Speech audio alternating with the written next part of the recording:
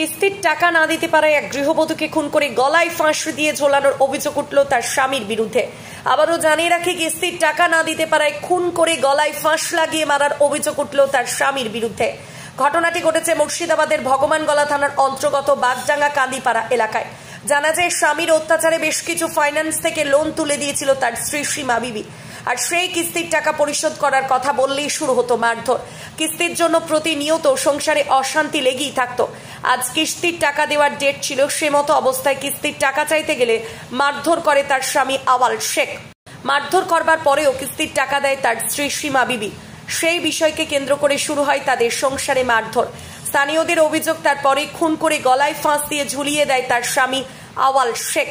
ফাঁস দিয়ে ঝুলিয়ে দেয় তারই ঘরে। আর কিছুক্ষণ পরেই গ্রামবাসী হঠাৎ জানতে পারে, তড়িঘড়ি চিৎকার করে স্থানীয়রা জড়ো হয়। তারপরেই যুবককে খোঁজ করলে তারা কোনো খোঁজ পাওয়া যায় না।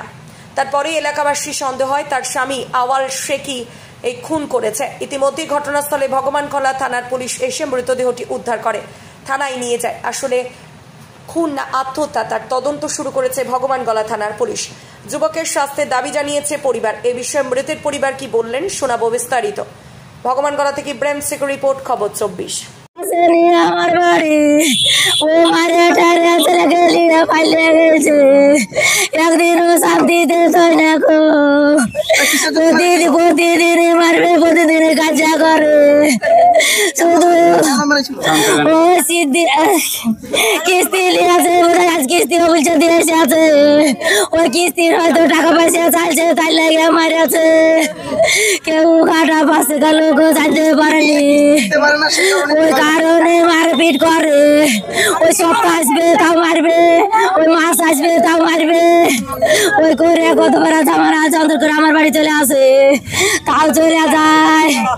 আজকে মঙ্গলবারের কিস্তি দিয়েছে, মঙ্গলবারের কিস্তি আছে, ঝামেলা টামেলা করে কিস্তি দিতে গেছে। কিস্তি দিয়েছে আর বাড়ায়নি। ওই ঘরে মারে টারে ফাঁসে ঝুলিয়ে দিয়ে ওই বেটিটাকে নিয়ে পালিয়ে গেছে। না জানতে পারিনি গো। হ্যাঁ, পুলিশ আসছিল। প্রশাসন কি বলেছে? শাস্তি চাই আমরা। প্রশাসন কি বলেছে? কি বললো, লিয়া চলে গেছিল, আসলিয়া চলে গেল। আমি কি করে বুঝতে পারছি না। এই আধ ঘন্টা হলো মনে হয়। থানা। আমার নাম রেহনা বিবি। যিনি মারা গেছে তার নাম? আমার সীমা বিবি। কাকে? জোরে বল একটু। তোর মাকে কি করেছিল? কে দেখেছিলে? তোমার আব্বা। সেটা কখন?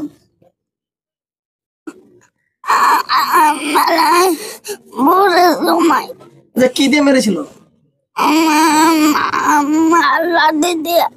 লাঠি দিয়ে তোমার মাকে মেরেছিল? তারপর টেঙে দিয়েছিল কোথায়? কি দিয়ে টেঙেছিল? তোমার নাম? তোমরা কয় ভাই বোন? কলকাতা বা হায়দ্রাবাদে নয়, এখন নার্সিং পড়ুন আপনার এলাকায় ভগবানগোলা নার্সিং ইনস্টিটিউট।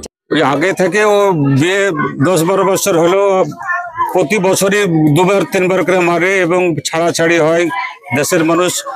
এবং মৃত ব্যক্তির বাবা অসহায় মানুষ, গরিব মানুষ, ওই অর্থে যে ভাত খাবে কি করে বিয়ে দিব, কিন্তু অত্যাচার টর্চারিং করে। ও বিয়ের পর থেকে টর্চারিং করে। আজকে ও প্ল্যান মাফিক মারিয়ে দিয়ে ঝুলিয়ে দেওয়া হয়েছে। ছেলেটা কি জুয়া খেলে, নেশা করে, মদ খায়, গাঁজা খায়, সবকিছুই করে, বাউন্ডারি করে বেড়ায়।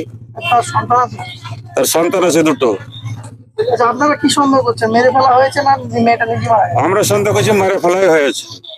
আচ্ছা, সেটা কি কিস্তির টাকা নিয়ে?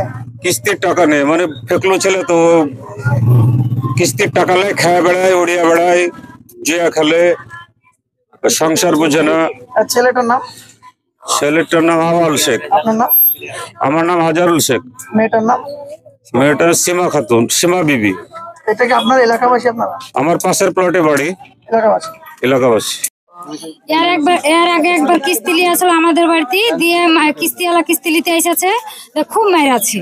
দিয়ে এবার আমি ডাকতে গেল কি কিস্তিওয়ালা কিস্তি নিয়ে আছে, কিস্তি পয়সা দিতে হবে, তাহলে মারতে হবে। মায়েরে ওকে ওই সীমা বেবিকে এই হয়ে গেল 8-9 মাস। মাঝে মধ্যে কি ঝামেলা লেগে থাকে? প্রতিদিনই হয়, কালকেও হয়েছে, কালকেও রাতে হয়েছে, আজকে সকালেও হয়েছে, রাতেও মেরেছে। আপনারা অনুমান করছেন কখন মেরেছে? রাতেও মেরেছে, সকালেও মেরেছে। এই যে মারা গেছে সেটা কখন? এই তো আমরা অত বুঝতে পারিনি। দিয়ে এবার দৌড়ে যাচ্ছি, সব কিছু মেরে ফেললো। এবার দৌড়ে যাচ্ছি, গেটে তালা মারা আছে, ধরতে পারছি না আমরা। ওদিকে লোক চিল্লাইছে কি মেরে ফেলেছে। দিয়ে এবার আমরা যাচ্ছি, দিয়ে সব কপাটকে বাড়িয়ে ভেঙে সব ঢুকলো।